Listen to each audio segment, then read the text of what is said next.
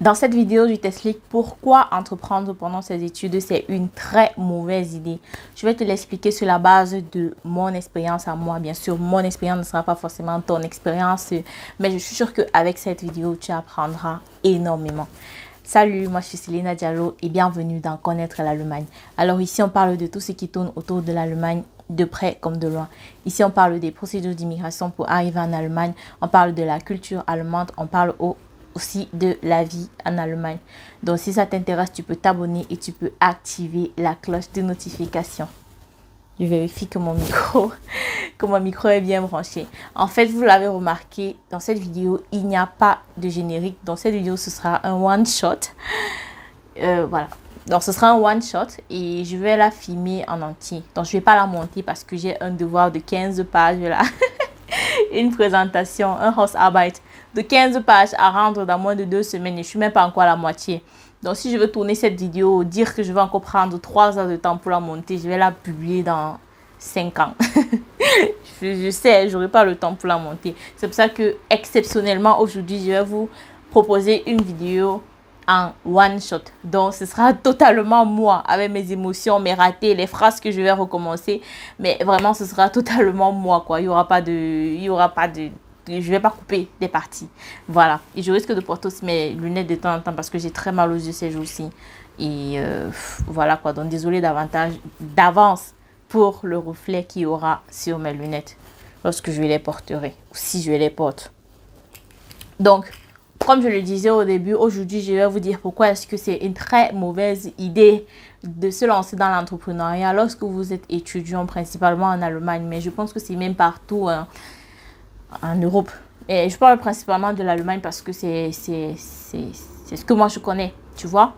Donc moi, en arrivant en Allemagne, j'étais très passionnée par l'entrepreneuriat. Je suivais les vidéos sur les coachs où ils disaient que oui, l'entrepreneuriat c'est la clé, machin. Je vois même les vidéos des gens qui sont étudiants et entrepreneurs. Je rêvais d'avoir un revenu passif, un revenu à côté qui me permet de me concentrer sur mes revenus sur mes études tout en gagnant suffisamment d'argent pour être bien.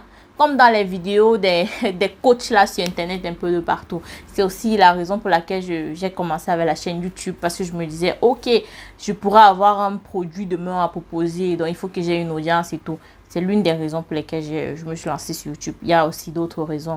Mais l'entrepreneuriat plus tard, c'est aussi une raison pour laquelle je me suis lancée sur la chaîne YouTube. Donc, je suivais beaucoup au départ Yomi Denzel. Je suivais les vidéos sur le dropshipping parce que Yomi Denzel, c'est le dropshipping.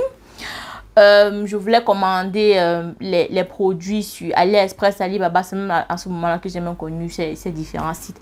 Et je me suis tellement intéressée. Je pense que j'avais commencé un peu dans le dropshipping. Après, je me suis rendu compte que ça prenait tellement de temps. À côté de ma chaîne YouTube que je venais de lancer, je me suis rendu compte que bon, c'était moi, je ne pouvais pas. Après, je me suis intéressée à plein d'autres petits business. Donc, c'était dans un coin de ma tête de me lancer dans un business pendant mes études. Je voulais commencer tôt. Parce qu'on dit, oui, plus tu commences tôt, plus tu as les bénéfices tôt. Il ne faut pas attendre d'avoir 60 ans pour commencer. Nanana. Bon, bref. Donc, pour moi, tout ce qui devait me tomber sous la main, j'allais prendre. Et comme ça que, donc, en mars 2021, je retourne au pays. Et là, je renoue avec un ancien ami du lycée. Ensuite, je reviens ici en Allemagne et puis il commence à me parler de son projet de fabriquer des produits d'entretien. Donc, les produits d'entretien, les produits de ménage, l'eau de javel, le liquide de vaisselle, le déboucheur, nanana. Donc, lui, il avait déjà commencé à fabriquer ça. Et il me dit qu'il avait dû arrêter son projet parce qu'il avait comme... Oh, j'ai pas fermé ma fenêtre. Si vous entendez du bruit, sachez que ça vient de l'extérieur. Peut-être que je vais m'arrêter pour aller la fermer tout à l'heure. Mais bon, continuons d'abord. Donc, du coup, il me dit que lui, il avait dû arrêter son projet par manque de financement. Donc, ils avaient lancé, il m'a envoyé quelques photos des produits qu'ils avaient déjà eu à fabriquer auparavant.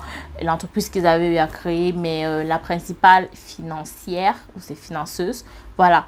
est partie au Canada et elle est partie avec son capital, soi-disant, d'après ce qu'il m'a dit. Donc, il me disait que bon, comme on a causé un peu et qu'il me suit un peu sur les réseaux, c'est que j'ai l'esprit entrepreneurial. Donc, du coup, il me dit que est-ce que ça me dirait de me lancer dans un projet entrepreneurial avec lui. Quand il m'annonce déjà la couleur comme ça, il sait que de toutes les façons, si je me lance dans quelque chose avec lui, c'est moi qui vais devoir payer, sortir le capital parce que lui, il est au pays, il travaille pas, il fait des petits jobs par-ci par-là, donc il gagne pas grand-chose.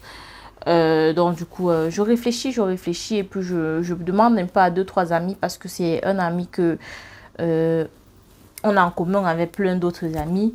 Donc mes copines qui me disent oui, c'est quelqu'un de très très honnête, on le connaît, il est très débrouillard, il a lancé des petits business ici, des petits business là. C'est quelqu'un qui se lance derrière les petits trucs à l'avance. Et puis moi je me suis dit ok, son état d'esprit me plaît. Et donc, on va se lancer dans quelque chose. Dans ma tête, je me disais que bon, je vais juste prendre mon argent, mettre là-bas, revenu passif. Et puis après, ça va me rapporter l'argent, les bénéfices, on va se partager. Nanana. En fait, mettez dans votre tête que les revenus passifs, ça n'existe pas.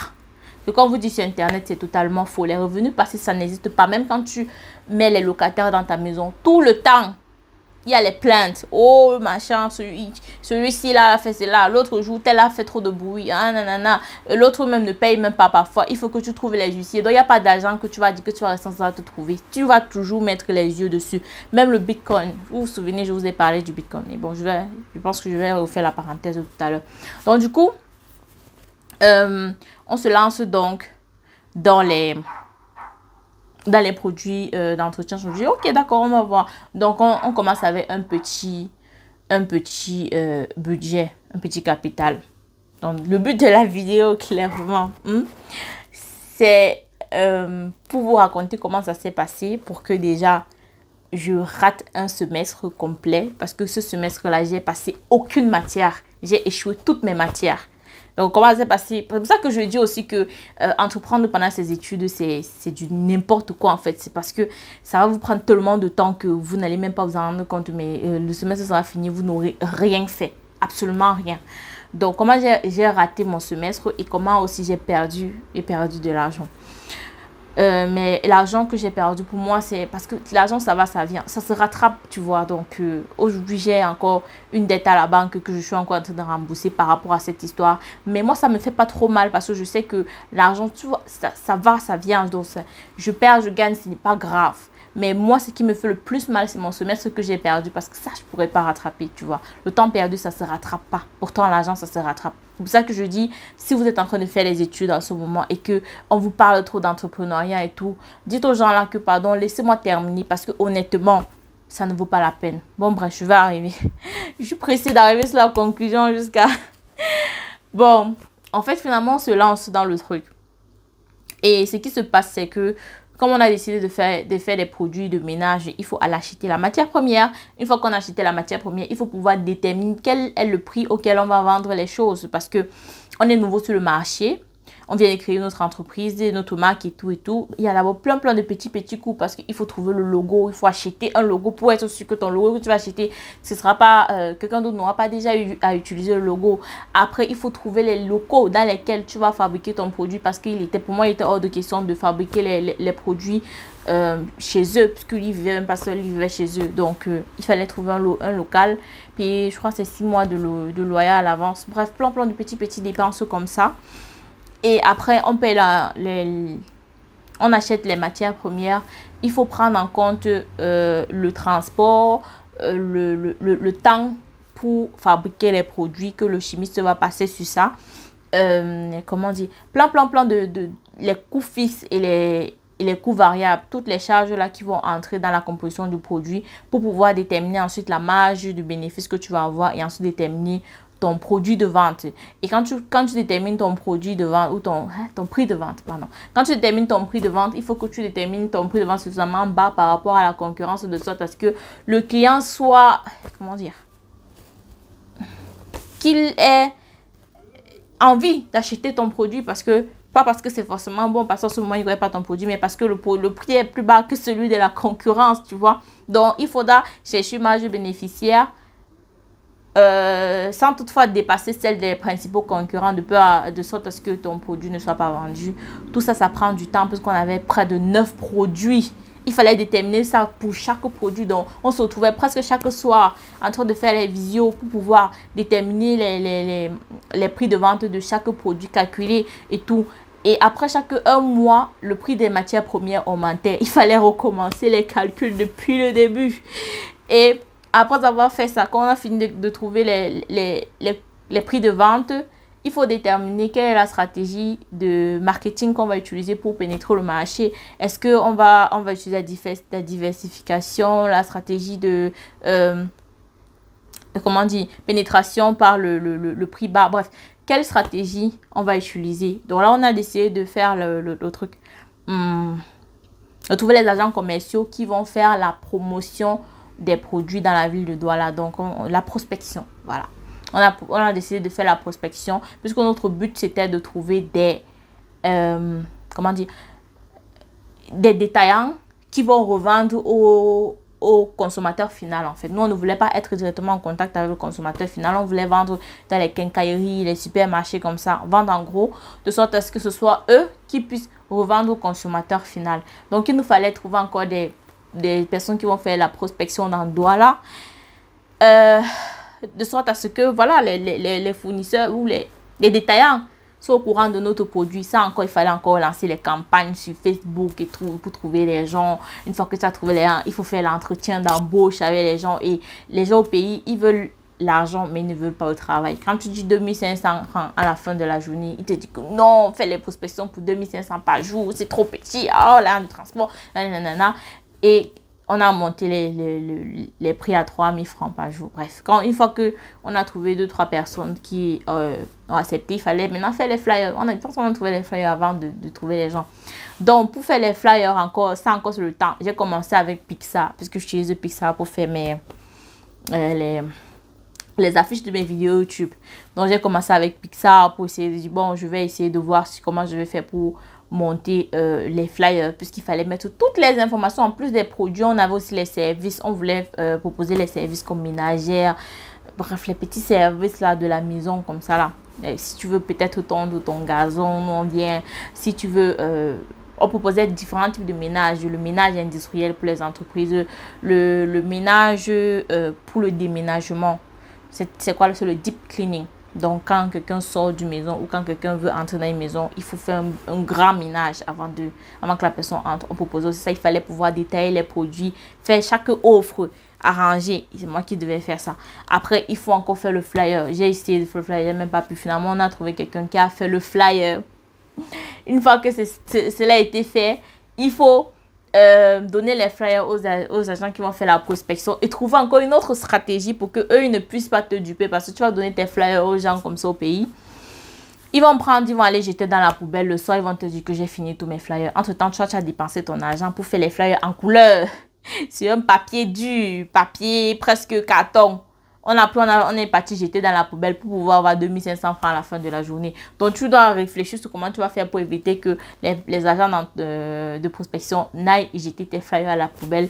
Tout ça, ça m'a pris énormément de temps. C'est pour ça que je suis en train de dire qu'il n'y a pas de revenu passif. Quand les gens vont vous dire que oui, vous faites les champs de cacao, vous plantez les cacao, vous attendez 2 ans, il pleut dessus, ça sort, il n'y a pas de revenu passif. Si vous êtes étudiant, peu importe ce dans quoi vous vous lancez demain, sachez que ça va vous prendre du temps. Parce que dès que vous aurez fini avec un problème, il y aura un autre problème lié à votre investissement. Et quand vous avez déjà commencé, ça devient un enclenchement de choses. Ça ne s'arrête plus.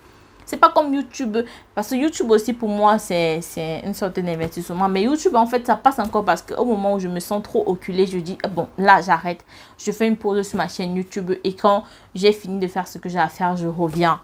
Mais là, quand tu as déjà commencé à mettre ton argent et tout, ça devient une suite. Donc, c'est très compliqué de s'arrêter à un moment donné. Parce que si tu arrêtes ça, par exemple, le local qu'on a pris. Même si on dit que bon, on va arrêter avec la production, arrêter tout, mais il faudra tout payer le loyer. Les charges fixes, elles, c'est chaque fin de mois. Ça ne va pas bouger. Donc, à un moment donné, c'est super compliqué. Peu importe ce dans quoi tu te lances, moi, je te dis, ça va te ralentir de malade. Donc, au final, qu'est-ce qui se passe? Parce que je n'ai pas trop envie j'ai pas trop envie d'entrer dans les détails. Le truc, ce qui s'est passé, c'est que finalement, j'ai perdu en amont et en aval parce que j'ai perdu ce semestre-là. J'étais tellement dans mon projet que je me suis pas rendu compte que le temps passait et que je n'apprenais pas du tout. J'étais là dans la promotion de mes produits et tout. Je pense que j'ai aussi fait des annonces sur YouTube disant que l'entreprise cherchait les agents de prospection. L'entreprise en question s'appelait Wicklin, Wicklin. Je peux dire le nom parce que c'est mon agent qui a contribué à créer cette entreprise. Donc au jour d'aujourd'hui, je m'en fiche du fait que ça continue de fonctionner. Parce que bon, je me suis retirée, mais j'ai laissé mon collègue du pays, lui, continuer à fonctionner dans l'entreprise. Donc du coup, si vous voulez aller regarder, vous pouvez aller trouver le nom de l'entreprise sur Facebook, parce que je crois qu'il y a une page Facebook là-bas sur ça. Bref, j'étais tellement à fond que finalement j'ai raté mon semestre et de l'autre côté au niveau de l'entreprise, ça a commencé à battre de l'aile parce que à un moment donné, vu que mon collègue, mon associé, il ne travaillait pas vraiment, je suis sûre, même comme il a toujours nié, qu'il a commencé à se servir dans la caisse. Et à partir du moment où il commence à se servir dans la caisse, il ne me rend plus compte comme avant. C'est-à-dire que c'est moi qui gère aussi la comptabilité de l'entreprise. C'est-à-dire chaque fois qu'il y avait une entrée, une sortie, dépréciation de stock, perte de stock, c'est moi qui devais enregistrer les opérations. Il fallait avoir que je trouve le logiciel dans lequel je vais faire la comptabilité. Ça encore, ce n'était pas facile. J'ai même dû payer un logiciel finalement. Et comme il ne me rendait plus compte régulièrement comme il fallait, petit à petit, j'ai commencé à me dire que finalement, c'était pas une si bonne idée que ça. Et vraiment, c'était pas une bonne idée. Parce que quand tu es à distance, on monte, on descend, tu ne maîtrises pas ton business. La personne qui est de l'autre côté peut te donner les chiffres comme elle veut. Vu que toi, tu n'es pas sur le terrain, c'est compliqué. Et même les investissements que c'est vous qui êtes là. Par exemple, les filles ici qui créent les sites web pour vendre les bijoux, les habits et tout et tout. C'est bien, c'est un investissement que c'est toi qui maîtrises, c'est encore un peu mieux. Mais il y a aussi cette perte de temps là. Cet investissement de temps là que tu ne pourras pas t'empêcher de mettre dedans. Et ça encore c'est dangereux parce que comme on dit, full site studio. Les blancs ne sont pas bêtes quand ils disent ça. Quand ils disent que tu dois fréquenter à temps plein, ce n'est pas la blague. C'est que ils savent que à moins que ça, tu ne peux pas. Donc quand tu commences à t'investir trop dans quelque chose à côté là, ça devient très compliqué pour gérer avec l'école à côté. Donc comme je l'ai dit, finalement, il arrive un moment où on devait acheter un tricycle pour faciliter le transport, pour faciliter la livraison de l'entreprise. Et l'agent du tricycle, finalement, on ne sait pas dans quel coin il s'est passé. Donc, à partir de là, j'ai décidé de me retirer. Les gens m'ont demandé de porter plainte un peu de partout. J'ai pas voulu porter plainte dans la mesure où... J'ai voulu, j'étais vraiment énervée au départ, mais au bout d'un moment, je me suis dit que ça me met dans un état bizarre dans lequel je suis toujours en train de réfléchir à détester quelqu'un pour pouvoir arriver jusqu'au bout. Parce que j'avais commencé le truc, j'avais trouvé un avocat, on a fait un truc là. Une sommation de remboursement. Au bout d'une semaine, il fallait aller à la gendarmerie pour porter effectivement plainte pour qu'on allait chercher et tout. Mais pour moi, ça me mettait dans un état de stress dans lequel j'avais pas envie d'être. Déjà que j'avais perdu énormément et c'était les choses que je ne pouvais pas récupérer. Moi, la chose la plus importante que j'avais perdue, c'était mon temps. Tout le reste, c'est l'argent et tout. C'est vrai, il faut donner les leçons à la personne et tout. Mais je pense que parfois, en voulant trop gagner, tu finis encore par perdre plus, tu vois. L'argent que j'ai dépensé dans la procédure et tout, moi, j'ai dit que mieux, je me retire. Après, c'est aussi une leçon que j'ai appris derrière. Donc, du coup, je me suis retirée de là et j'ai compris la leçon. Je me suis dit, à partir de maintenant, jusqu'à la fin de mes études, plus d'entrepreneuriat. Il n'y a plus. Même ma chaîne YouTube, c'est parce que j'ai déjà commencé, tu vois. Et que voilà, je sais qu'à tout moment, je peux arrêter. Sinon, même là, j'aurais dit stop. Parce que ce que ça m'a coûté un semestre que je ne pourrais pas récupérer. Même si je fais comment. Donc là, au jour d'aujourd'hui, je sais d'office que je vais terminer l'école avec du retard. Et c'est ça qui me fait le plus mal parce que derrière, je n'ai pas gagné. Imaginez un peu les 6 mois que je suis en train de perdre là parce que je vais encore faire 6 mois de plus au niveau de l'école. Si je gagnais 2 000 € par mois, 2 fois 6, ça fait 12. Ça fait 12 000 € que je suis en train de perdre comme ça en voulant gagner quoi? Les petits 1 000 € chaque fin du mois avec les recettes que ça, notre business au pays allait engendrer. Ça n'en vaut pas la peine. Vous-même, vous voyez pas.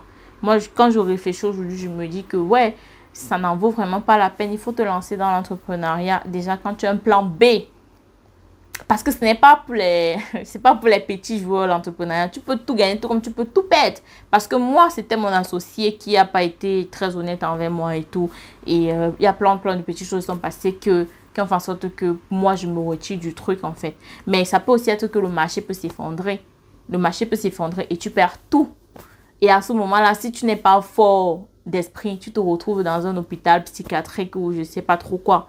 Donc déjà, c'est quand tu as un plan B, quand tu as peut-être un emploi stable qui te rapporte quelque chose ou une épargne, ou on dit une épargne, tu peux retirer une partie, investir dans ça. L'argent que tu peux perdre facilement sans que ça ne te fasse trop mal, tu vois. Et de sorte à ce que si ça donne, ça a donné. Si ça ne donne pas, tant pis, tu as perdu. Et puis, voilà quoi. Donc, j'avais encore autre chose à dire. Je pense que c'est en train de... Voilà, je suis en train de dire... Qu'est-ce que vous voulez? Les vidéos qu'on ne coupe pas, c'est là vraiment. Bon, bref, en fin de compte, si je n'étais pas forte psychologiquement, parce qu'aujourd'hui, je me retrouve en train de rembourser un argent à la banque, parce que j'ai prêté à la banque pour pouvoir me lancer dans cet investissement. Je suis en train de rembourser un argent à la banque qui ne m'a profité en rien du tout, qui m'a fait perdre un semestre. En plus de ça, parce que quand j'avais fait un prêt à la banque, je me disais, oh, si je me lance dans le Bitcoin et que je gagne rapidement l'argent, là, je peux rembourser à la banque. Je suis encore allée dans le Bitcoin. J'ai retiré encore l'autre argent dans la banque. Je suis partie dans le Bitcoin. Là-bas, j'ai encore perdu l'argent. Donc, ça fait 2 fois plus d'argent à rembourser que ce qu'il ne fallait. Que je suis encore remboursé, que je rembourserai peut-être pendant toute l'année, si peut-être encore l'année prochaine. Pourquoi? Quelque chose qui ne m'a rien remboursé.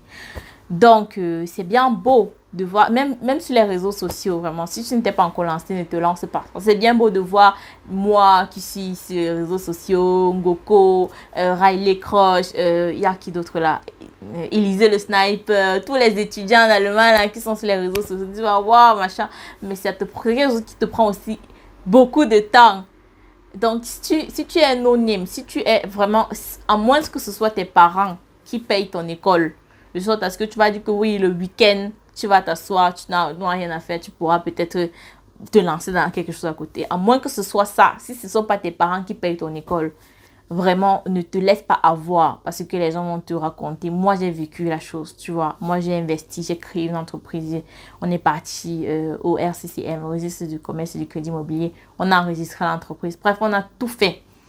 Et je sais que ça n'a pas marché. Donc, je sais aujourd'hui que c'est quelque chose, c'est un gros risque en fait. Et j'ai du coup causé aussi avec un autre ami qui lui, il se fait quand même pas mal d'argent. Hein.